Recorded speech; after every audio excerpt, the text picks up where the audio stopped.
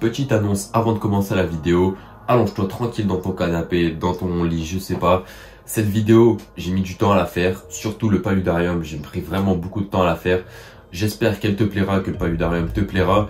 Avant de commencer la vidéo, je te préviens qu'il y a une deuxième vidéo qui est sortie en même temps que celle-là sur un tuto bricolage. En gros, j'ai séparé la vidéo en deux, donc je te laisse aller la voir si ça t'intéresse. En description, tu retrouveras aussi mon Instagram, mon TikTok, etc. et le compte de Sky & Shrimps et surtout leur site internet. C'est pour moi les boss du hardscape et du matériel à housekeeping en France. C'est eux qui m'ont permis de faire ce projet, qui m'ont soutenu. Donc s'il te plaît, va leur donner de la force, va au moins faire un petit tour sur leur site ou sur leur Instagram. Et sur ce, je te laisse kiffer la vidéo. Ciao. Donc la première étape avant de créer le décor du paludarium a été de vider l'ancien terrain du Gecko qui était vraiment dans un état déplorable, hein. Vous voyez aux vitres. Le sol était vraiment inondé, donc c'est pour ça que là je vide le sol parce qu'il était dans un état irrécupérable, vraiment ça puait. J'ai du tout bien nettoyer, ce qui a plutôt bien marché quand même. J'ai nettoyé les vitres au vinaigre blanc, donc voilà l'astuce de grand-mère qui fonctionne toujours en terra. Le vinaigre blanc qui marche très très bien. Vous voyez que les vitres étaient vraiment crades, il y avait des traces de calcaire, etc. Donc tout est assez bien parti avec le vinaigre. Et j'ai ensuite fait un post Instagram, je me souviens à cette époque-là, pour annoncer que le projet allait être lancé. Ensuite, une étape indispensable que je prends toujours le soin de faire, c'est de remplacer le plafond de mon terrarium. Ici, on était sur un terrarium Terra Atlantis, donc c'est une marque assez connue, mais sur l'Exoterra, on a le même problème. Le terrarium est très aéré, c'est-à-dire que on a des aérations basses, hautes. Alors, ça peut être vraiment très pratique dans la plupart des cas, des animaux désertiques, etc.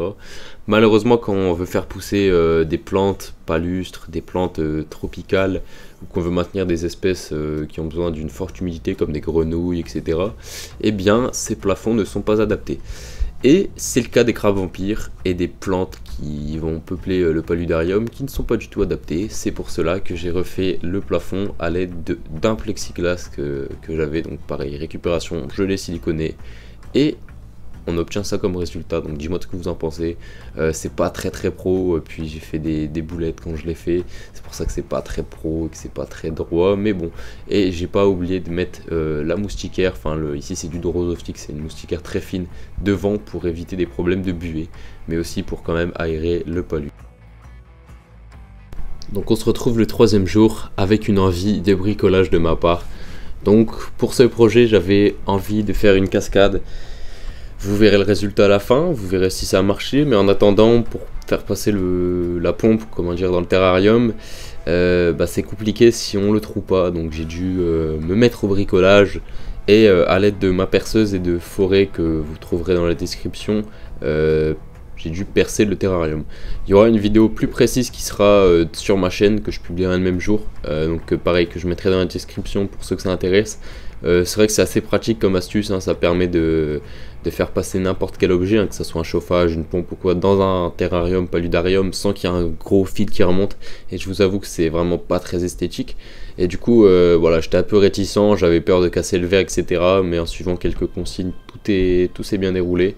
Donc là, vous voyez que donc il y a un truc qui passe la paroi, dans lequel je peux faire passer mon câble. Et donc c'est cet outil qui va me permettre de fixer ma pompe dans le palu et de créer une cascade presque invisible entre guillemets. L'étape suivante va être de protéger la pompe, donc pour éviter qu'elle se bouche, malheureusement ça va être très compliqué de l'enlever la pompe, donc on va essayer de la protéger au maximum. Pour ce fait, je vais utiliser une ancienne boîte à grillons, donc si vous n'avez pas ça, vous pouvez utiliser toutes sortes d'autres matériaux, là c'est place à la créativité, que je vais trouer et que je vais renforcer avec de la moustiquaire, donc la moustiquaire qui a quand même un filet assez fin, qui va pas laisser passer grand chose mis à part l'eau. Ce que je vais faire, c'est que je vais aussi utiliser du silicone d'aquarium et que je vais donc étaler une tonne de silicone sur les bords de la moustiquaire pour qu'elle reste collée. Je suis pas un expert avec le silicone, hein, j'en gaspille une tonne à chaque fois. Il doit sûrement y avoir des tutos pour en économiser, pour faire ça plus proprement que moi. Moi je suis un peu un barbare au niveau bricolage, vous pouvez le voir sur la vidéo, c'est vraiment moche, mais ça marche, donc c'est le principal. Je vais également à l'aide d'un couteau faire une petite entaille qui va pouvoir laisser passer le fil de la pompe. Faut pas oublier de laisser passer le fil, sinon vous allez vous retrouver bien emmerdé. Après ça, j'installe donc mon tuyau dans la boîte. C'est vrai que j'ai oublié de filmer ce moment là, mais bon, je fais un trou à l'aide de mon couteau en haut de la boîte, un trou au diamètre exact du coup du tuyau que je vais siliconer ensuite pour vraiment pas que ça bouge. Et je vais donc tout simplement après ça fixer la boîte au sol, donc encore une fois à l'aide de silicone pour être sûr que tout reste bien fixe. Ça va être vraiment le plus important, que s'assurer que tout reste fixe, et on est bon. Donc à cette étape là vous pouvez voir que la boîte est bien siliconée sur le fond.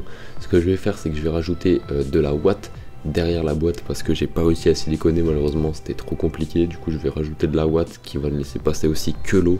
La ouate c'est enfin la ouate d'aquarium quoi, je sais pas si vous voyez ce que c'est.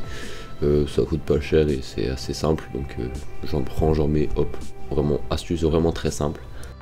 Et pour finir cette journée en beauté, je vais faire un test donc pour être bien sûr que le bricolage que j'ai fait fonctionne. Et après avoir branché ma pompe, je vois que les bulles se créent à surface et qu'un petit remous se fait, donc c'est validé, tout est bon et je peux finir ma journée tranquillement. On se retrouve le lendemain dans ma salle de bain, donc dans ma baignoire en train de nettoyer ma pouzzolane. Je l'achète en grande surface pour que ça me revienne moins cher. Le problème c'est que je dois la nettoyer. Après avoir fait ça, j'en mets partout dans le fond de mon paludarium et vu la quantité que j'ai chez moi, j'ai pu y aller, j'ai pu mettre de la quantité, ce qui va me permettre de créer un décor en relief, ce qui va être vraiment parfait. Je vais ensuite modeler la pouzzolane qu'il y a dans le fond pour créer l'espace que je veux et directement attaquer le hardscape. Hardscape qui m'a été envoyé par Sky & Shrimps, je tiens vraiment à les remercier.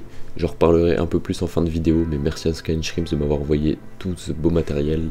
Les roches et les racines m'ont été envoyées par eux, donc un grand merci, c'est magnifique. Donc pour la conception du paludarium, j'avais imaginé vraiment une sorte de petite cascade, du coup avec la pompe, mais une sorte de chemin qui se ferait en plein milieu du terrain et qui atterrit devant sur la vitre avant. Donc en gros je vais pouvoir observer mes crabes. Je décide donc de faire ça et ensuite de mettre des racines pour créer une sorte de forêt tropicale en hauteur. Et je pense que c'est une mission réussie, dites-moi ce que vous en pensez. Mais je trouve que le rendu final est plutôt pas mal. Moi en tout cas j'aime beaucoup.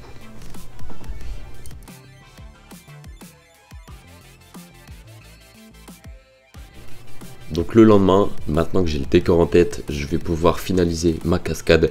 Donc malheureusement je n'ai pas filmé, j'ai coupé le tuyau net pour le mettre, enfin je l'ai mis à la longueur que je souhaitais. Je souhaitais que la cascade arrive à peu près là, à peu près au niveau de la plus grosse roche là, en forme de galet, la ronde. Le problème c'est que là, comme vous voyez comment le tuyau est orienté, l'eau sortait vers le haut comme une fontaine. Ce qui n'était pas le rendu voulu. Ce que je vais donc faire c'est que je vais, avec de la colle forte envoyée par Sky & Shrimps, coller des bouts de tuyaux. C'est assez complexe, hein, comme je vous l'ai dit, j'étais un barbare, mais bon, ça va marcher, je vous l'assure. Du coup, je coupe des bouts de tuyaux que j'avais coupés exprès enfin dans la diagonale, pardon, pour petit à petit orienter le débit vers l'eau, enfin vers la partie aquatique que vous voyez, et bah ça va marcher. Avant de tester si le tuyau marche bien et si le fait que j'ai coupé des tuyaux, que j'ai recollé, etc. au-dessus, cette astuce fonctionne bien, je vais d'abord recouvrir mon tuyau par des roches, donc je vais modifier mon décor. Je vais ajouter une roche au-dessus du tuyau pour le camoufler, qui va donner un aspect un peu caverneux que j'aime beaucoup, qui va faire en sorte que la source d'eau apparaît entre guillemets par magie, et ça j'aime beaucoup. Dites-moi ce que vous en pensez.